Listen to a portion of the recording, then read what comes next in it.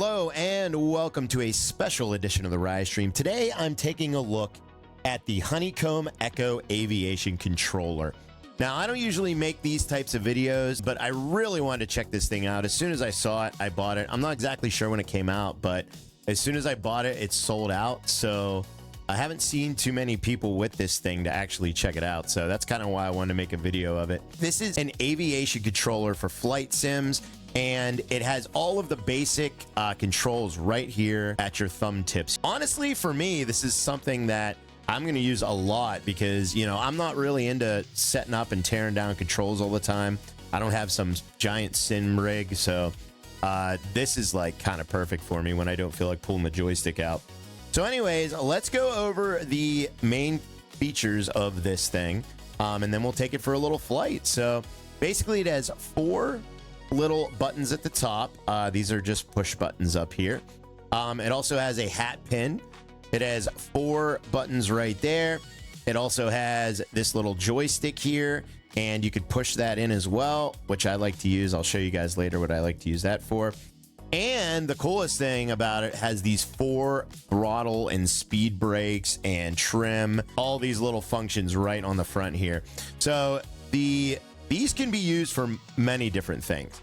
You could use these for throttles, like say you have a twin engine or a single engine, however you want to set these up. This is a little trim switch right here, so you can, you know, it feels very tactile. It's got little clicks in there, so that adjusts your trim or whatever you want it to. And on the bottom, these switches are actually pretty awesome as well. We have a parking brake, landing gear switch, and the flaps, or, you know, whatever you want to use that for. So that is pretty cool. It's got a few buttons up here for like menus or whatever you want. This is the connection. You press that to connect wirelessly to your PC. Which is cool too, is this does have a wireless dongle.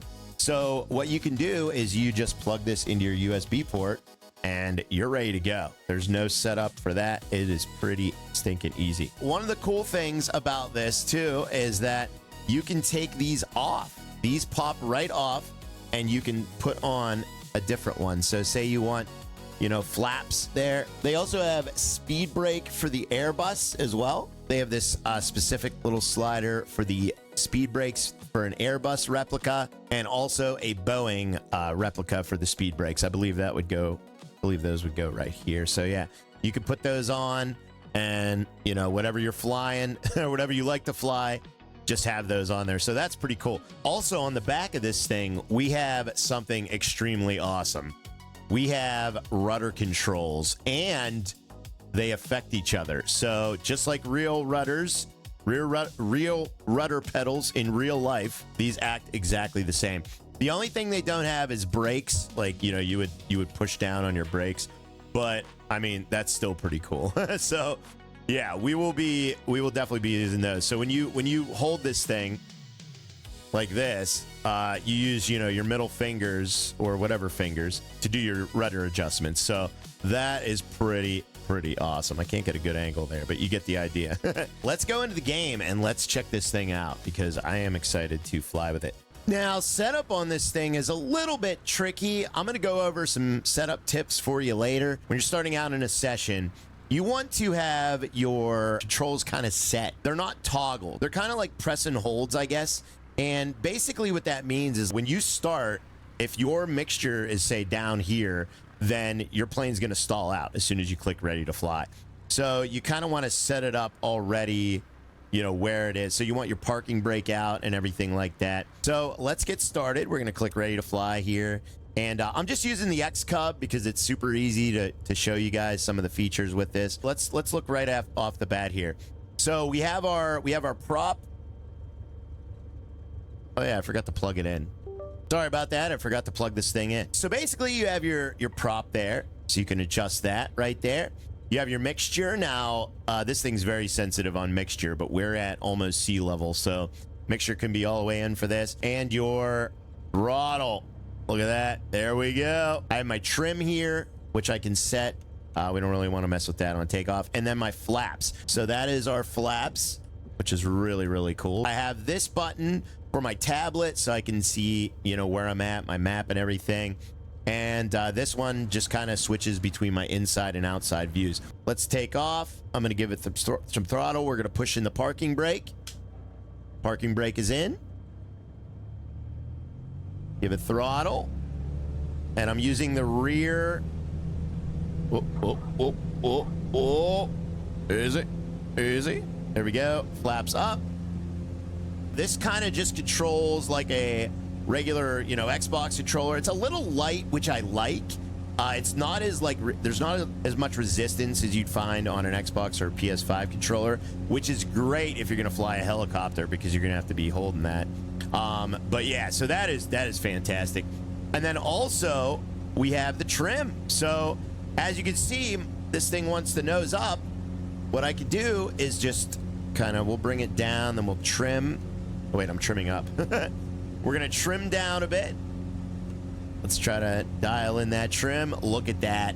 So that is so handy having that trim there. I don't know if you guys saw, but we're a little bit over revving those RPMs just a bit. So I'm just going to pull back on the prop as well, just to kind of limit the max RPMs there. I have the hat pin set to kind of look around. I know some people like to set those for, you know, rudder trims or aileron trims, elevator trims, whatever. I kind of like to look around. I like having the trim over here, and I don't really care about the other trims, so there you go. Now, what I'm going to show you next is some more advanced things that I like to set this up as. Maybe it'll give you guys some ideas. So I have, as you can see, there's our autopilot controls right here. This aircraft has a handy-dandy LVL button, which you would normally just click right there. It's right in the middle there. I have it set to this. So when you press that, it throws on your autopilot, and it just keeps you level and straight with the heading you're going at. Another thing I like to do, say you're using regular autopilot, I have my heading bug here. So what I have the trim switch set to, I hold this right bumper here, and I can set my heading bug. So you see that little heading bug right in the middle changing? It's the blue icon. I have that set so I can set my heading bug on the fly without having to use the mouse and keyboard and all that. And then also I put my, no, I didn't copy it.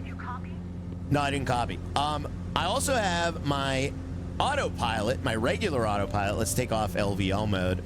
I have my regular autopilot set to this button, and then I also have my altitude hold set to this button, and I have my heading bug set to this button. So what I can do, let's reset our view here. Whoops. There we go. What I can do is I can just set my altitude. Did I turn on autopilot? Yeah, I did. Okay. And then control the heading with this thing. So say I want to trim my, or just, you know. Yeah, I heard you. So there you go. So you can set your heading like that. I really like using this. So for trim and heading, it just makes things a lot easier. And also one of the autopilot controls I use as well, I have this switch, so I don't have to take my thumb off of this.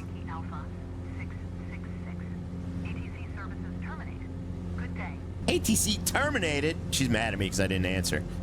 Basically, what I have this set to, this push in here, this will cancel my autopilot. So there you go. I just canceled my autopilot. That way I don't have to take my thumb off of this to cancel my autopilot. On the bottom of the controller, you have these rudder pedals. Let's go in for a landing, and then I will show you what I use these buttons for. I have my brakes. I don't know if you can see down here, but I have my brakes tied to these pedals. So I can adjust, I can hit these brakes independently. I really wish these were triggers that had like full range of motion. That would make things a lot better for the brakes, but they are buttons, unfortunately. So that's my one, that's kind of like my complaint about this thing. I'm gonna try and come in for a landing now. We're at the beach, so we might as well, maybe we'll try to land on the beach. I forgot I got these big chunky tires here. So let's see how this thing can do on a landing, or how I can do with this controller on a landing. So let's get back into the cockpit view. I already had my mixture and my RPMs at maximum. We're going to bring back the throttle, obviously, slow this thing down a bit. And let's also put down our flaps. So I don't want to break the flaps. We're way too fast for flaps. Let me lose some airspeed here. There we go. All right, there we go. Nice. Okay, so now I'm going to bring down the first level of flaps there. We're just going to slow her down. And we got a little bit of a beach strip down this way. Let's get our second level of flaps here. There we go. And there is no gear switch on this plane. It is a fixed gear aircraft. So we're not going to be able to use that for this one. But I'm going to show you that in just a little bit here. And let's give it a little bit of throttle. All right, let's pull that power out just a bit. And this is going to be an ugly, ugly landing. This is a very bumpy... I don't know what kind of beach this is, but this does not look good. All right, let's float her down. There we go. There we go. Nice. Oh, God. Oh, we bounced. Oh, my goodness. All right, using the rudder switches in the back to try to steer this thing on this beach. And I'm going to give it a little bit of brakes. Let's try to give it some brakes with the top switches. And, oh, almost tipped it. That was an ugly landing, but still, we made it. We survived. So for this aircraft, I have things set up just a little bit differently. I put on the black switches, and also these two switches right here will be controlling the throttle, for one for each prop. And also we have our prop and I guess mixture. I'm not really sure what this is. This is kind of like high and low idle for this plane. We're flying the Beechcraft 350i here. I love this thing. I basically have the throttle here. These are my two throttles. There we go. So those are set up on these. They are independent. You might not want to set it up this way because it's kind of, you know, mismatched a little bit, you know, just from your thumb going like that. It's not like your whole wrist is going over it. So, you know, maybe you want to, oh God, are we moving? And then also I have this one, the third one over, set to the propeller. There we go. And then this one is set over to the power trim, which is like low idle, high idle, and fuel, and I guess cutoff there as well. So we don't want to lower that too much. What's great about this plane is we'll be able to use the landing gear here. We should have our flaps already set. So there's our flaps. Our flaps are down. I don't know why this thing was moving already. All right, we're going to take off our parking brake, and let's use our rear pedals to kind of steer here. I don't know if you guys can see this, but you steer with these, the rudder pedals. And let's get down this runway. So we're going to give her full throttle and kind of steer with those rudders, and away we go. We are in the air. Beautiful. Landing gear up. Look at that. Oh, yeah, there it goes, baby. Oh, that is so fun. Let me just go against standard procedures here and bring that landing gear back down. Oh, that is so cool.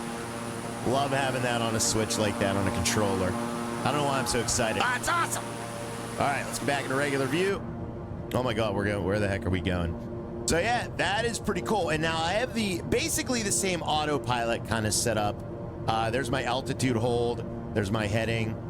And there is my autopilot button I have set up. So I can quickly get autopilot going if I get in a jam or need to, you know, just have that autopilot going. So that is pretty cool. So there's our autopilot kicking in. And also, and we can bring down probably a little bit of that throttle as well. Try to even that out. There we go.